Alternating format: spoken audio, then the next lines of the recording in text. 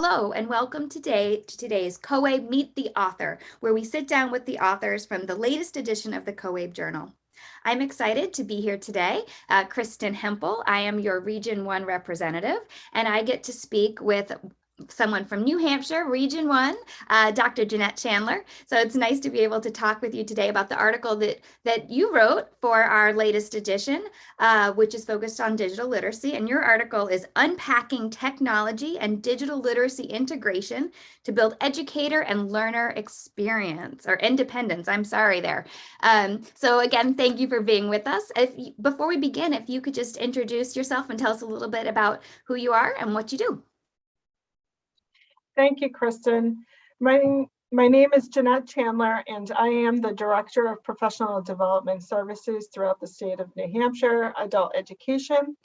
I work in the capacity of professional development services, so I coordinate those services, and more recently, I've taken on educational technology integration and digital literacy skills. So that is primarily what I do now.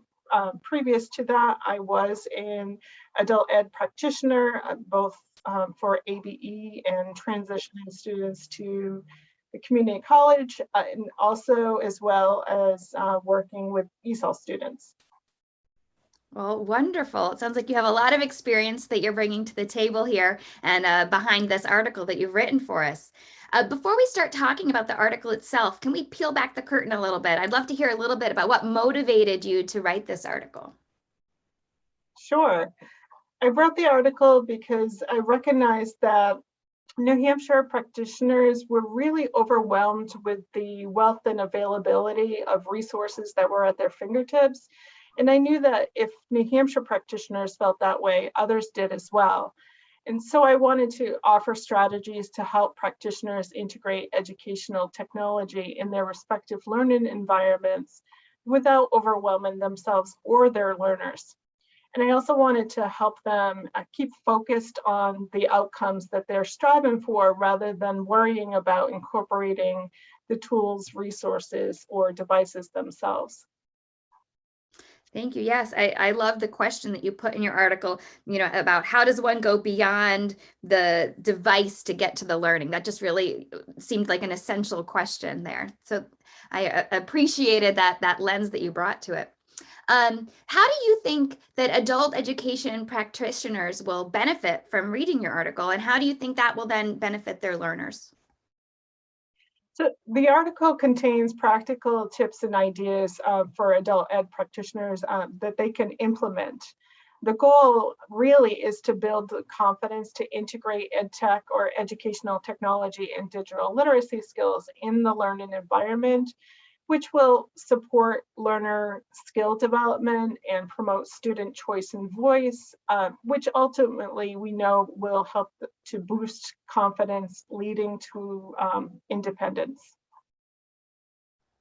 Yes, I saw your tip in there. I think that piece about confidence and choice and voice, those are all such important pieces. And you mentioned in the article too about starting small.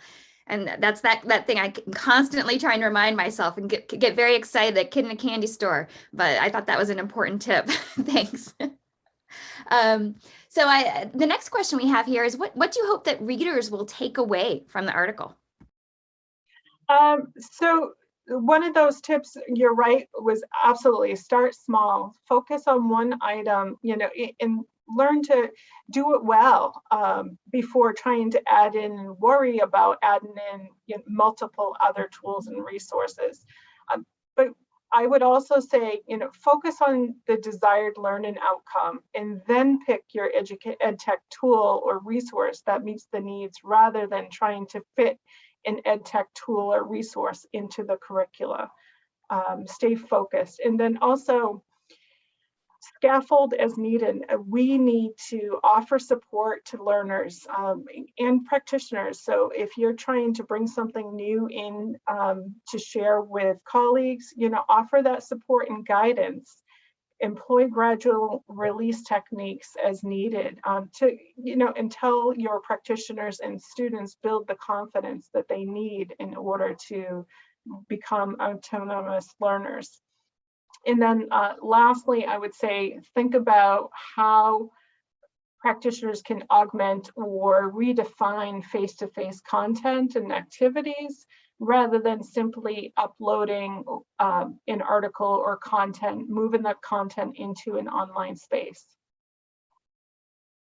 Well, those are some great tips. Thank you very much. Appreciate that sense of, get grounded, uh, focus on what you're really there for, and then also look at how those tools augment, and I think that's an important component there, for us to all keep in mind as we move forward. So I really enjoyed reading your article. I appreciated what you brought to the table, and I know that our listeners will also get a lot out of it. Is there anything else that you would like to add before we close up for today? Yes, I mean, there's so much I could have added to this article, but I had to keep it short and simple and practical for people to put into use. So I would actually like to say that practitioners are in a prime position to inspire students to positively contribute and responsibly participate in the digital world. Don't be afraid to collaborate and co-learn with your students while discovering new digital resources or diagnosing and troubleshooting technology issues. And then finally, I would say a practitioner's ability to model and show how they manage learning, new content, and overcoming difficult situations will help your learners develop their own skills.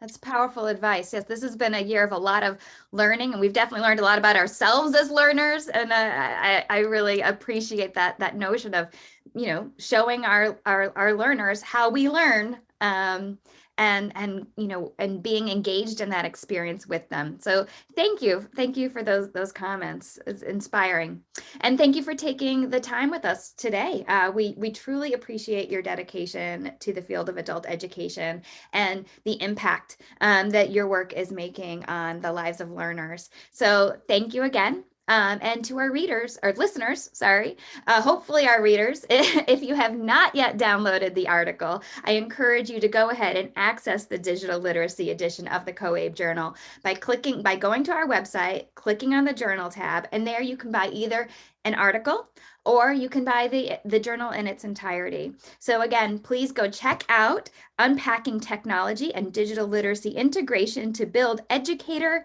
and Learner Independence. Thank you so much, Ginette. Have a great day. Thank you.